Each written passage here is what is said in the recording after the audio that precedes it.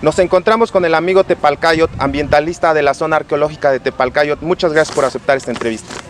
No, gracias a ustedes. Muchas gracias por el espacio. Platíquenos brevemente la importancia de la petición que existe en Change.org para preservar la zona arqueológica de San Francisco Totimehuacán.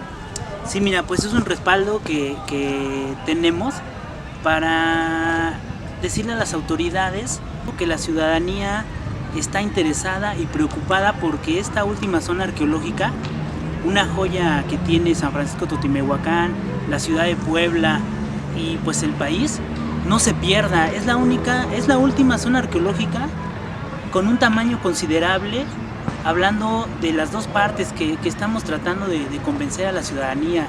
No solo es la parte arqueológica, ¿sí? Tenemos la parte ambiental. Entonces ahorita el llamado de voz con respecto a esta petición en la plataforma de Change, ¿sí? Que repetimos, es un respaldo hacia las autoridades en su momento. Decirles 1000 personas, 1500 personas están pidiendo y exigiendo que esta joya se recupere y se comparta con el resto de la humanidad. La construcción de esta zona arqueológica la ubicaría como una de las más antiguas en México, solo comparable con otras culturas como la griega. ¿Comparte usted esta visión? En términos generales dividimos antes de Cristo y después de Cristo, con el punto cero, ¿no? Entonces, para que toda la ciudadanía se ubique, ¿sí? El número que nos da el estudio del alemán Bodo Sprengz, con referencia a un esqueleto humano que encuentran en el interior del basamento principal, la pirámide de Tepalcayo, que bueno, aclaramos, no es como tal pirámide, es Teocalli, haciendo alusión a nuestra cultura, ¿no? Pero bueno, por una fusión de culturas ocupemos el término pirámide, ¿no? Entonces, la referencia que tenemos en cuanto a la ubicación de la línea del tiempo es con respecto al estudio del carbono 14, ¿sí? Este estudio nos da la fecha de 700 años antes de Cristo, ¿sí? Con respecto a estos restos humanos, ¿sí?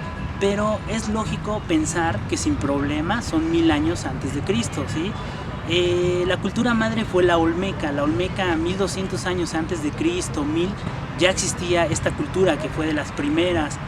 Entonces, estos grupos entre Tepalcayos y más grupos que se mencionan, posiblemente fue esa dispersión de la cultura olmeca que tienen, todas las culturas tienen su momento de nacimiento, su esplendor y su desaparición, todas son misteriosas, ¿no? Entonces, estos grupos que en algún momento son tan fuertes se dispersan, ¿sí? Entonces, bueno, la ubicación con culturas de Europa y de otras regiones del mundo pues son contemporáneas. El basamento de Cholula todavía no existía y ahí es muy obvio verlo, ¿sí? Si tú ves la estructura de la pirámide de Tepalcayo con sus 3 niveles, nivel 1, ¿sí? Que hacemos referencia a un simbolismo del inframundo, el nivel 2 que hacemos referencia al nivel terrenal, el nivel de nosotros, ¿no? Y si hacemos referencia al tercer nivel, el nivel de los dioses, ¿sí? La arquitectura de este basamento, que es muy obvia, digo, no hay que estudiarle ni rascar para ver la silueta de perfil y de frente, es una arquitectura de piedra y de roca, que es cuando estos grupos empiezan, por así decirlo, a perfeccionar todas sus técnicas, ¿sí? El rescate de esta zona concentraría enormemente la identidad de esta región. ¿Podrían considerarte esas estructuras como un contrapunto natural de la pirámide de Cholula?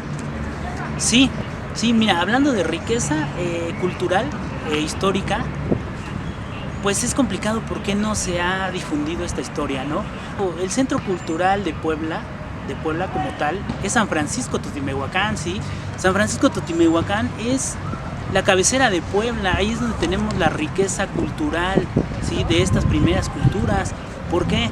Porque ahí tenemos este basamento mayor, tenemos 3 basamentos más, tenemos un montículo menor y tenemos la idea común de la conquista. Tenemos un ex convento franciscano que llegó a establecerse ahí por el tema de los Tepalcayos, ¿sí? Si esta cultura no hubiera estado ahí con este gran señorío, con este gran complejo prehispánico, no tendríamos el convento franciscano ahí. Y cabe hacer mención de un punto importante: todos estos conventos, iglesias y construcciones fueron hechas con mucho material que tenían las estructuras prehispánicas, ¿sí? Entonces, bueno, ese es el tema en la parte cultural. Y la relación con Cholula ya la mencionamos. En un momento empezó primero la cultura tepalcayo por este estudio que tenemos, por la arquitectura que nos arroja todo esto, pero hay que decirlo, esta cultura floreció, tuvo su esplendor, su decadencia, y en la línea del tiempo llega a convivir con Cholula, ¿sí? Entonces la cultura inicial en el tepalcayo son los tepalcayos según la bibliografía. Posteriormente tienen una invasión, si no mal recuerdo, en el siglo VII por los olmecas Xicalanca, ¿sí? Ahí ya hay un intercambio y un triunfo de la cultura olmeca Xicalanca, ¿sí? Viene un periodo largo y viene una última invasión, una última guerra que es importante mencionarla, y ya llega la cultura tolteca chichimeca, ¿sí?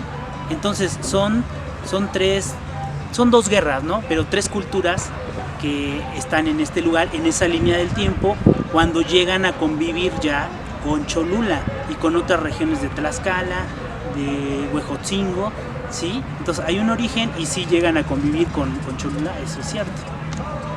Algunos estudios que se han realizado sobre esta zona son la etapa teocrática en Puebla de Roberto García, exploración en Totimehuacán, Puebla de Eduardo Matos Moctezuma, Totimehuacán, famosa zona arqueológica del estado de Puebla. ¿Por qué, si se ha escrito mucho sobre el tema, no se ha llevado un plan de rescate integral? Bibliografía, como tú lo dices, hay mucha, y se le tiene que hacer en su momento reconocimiento a autores como los que mencionas, ¿sí? El primer autor que yo tengo es Carlos Alonso Millar en 1929. Él hace el primer llamado de auxilio hacia el lugar, la primer grito de auxilio, por así decirlo. 1964 después llegan los alemanes, ¿sí? A hacer una exploración con gente poblana al lugar. Lo triste de esta historia es que ellos pues lo estudian, lo documentan en el libro de las pirámides de San Francisco Totimehuacán, ¿sí? Queda redactado, los invito a que consigan este libro y lo lean, ¿sí?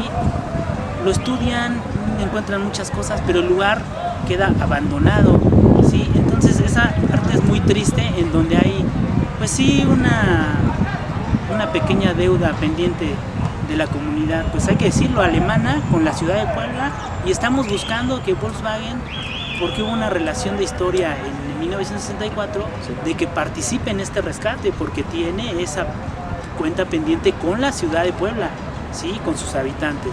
Sabemos que hay una planta automotriz en Puebla que nos ha ayudado mucho a desarrollar en esta fusión de culturas que es muy buena para todos al final, ¿no? Pero creo que no hay opción a que la comunidad extranjera, hablando de la planta armadora y lo que pasó en este año, no hay cabida para que no participen en este rescate con lo que de alguna forma ellos puedan. ¿Cuáles son las acciones concretas que el gobierno local y municipal están obligados a realizar para la preservación de este patrimonio? Mira, concretas. Los terrenos tienen dueño, ¿sí? Por herencia, por ejido, por muchos temas que se puedan mencionar, y todo eso es legal. Como propietario es legal, ¿sí? Tenemos una ley, que es la ley de monumentos, zonas arqueológicas, artísticos e históricos, ¿sí? Esta ley, ¿qué dice? En concreto, ¿qué dice? Que el gobierno tiene la obligación de comprar estos terrenos, no despojar ni expropiar, ¿sí? De comprar a sus propietarios estos terrenos para darles un uso social, porque es patrimonio de la humanidad, ¿sí? Entonces aquí el gobierno tiene que entablar el diálogo con los propietarios para comprar esos terrenos, y el beneficiado no sea un grupo en particular, sino que sea toda la ciudad, todo el entorno. Eso es lo que en concreto tiene que hacer el gobierno. ¿Qué mensaje le deja a la sociedad? Que el mexicano tiene y el poblano tiene que voltear hacia su grandioso pasado ancestral, histórico, ¿sí? Estudiar estas culturas, como ya tenían el conocimiento de los astros, de las estrellas, los periodos de cultivo, la arquitectura, ¿sí? Entonces le dejo a la ciudadanía de Puebla que estudie el origen, ¿sí? Lo que vino después, lo que tenemos, para que realmente podamos ser un país de primer mundo. Yo siento que a lo mejor no hemos logrado ese desarrollo que deberíamos de tener como potencia en el mundo, porque esa parte fue olvidada y podría ser el eslabón perdido. Amigo Tepalcayot, ambientalista de la zona arqueológica de Tepalcayot, muchas gracias por aceptar esta entrevista. No, al contrario, muchísimas gracias a ustedes por el espacio. Pues en lo que podamos ayudar, ahí estamos, y pues la invitación para que ustedes también a través de su medio puedan difundir hacia la ciudad de Puebla, involucrarla. Necesitamos a la ciudad de Puebla para el rescate de este lugar, la última zona arqueológica con tanta riqueza en Puebla capital.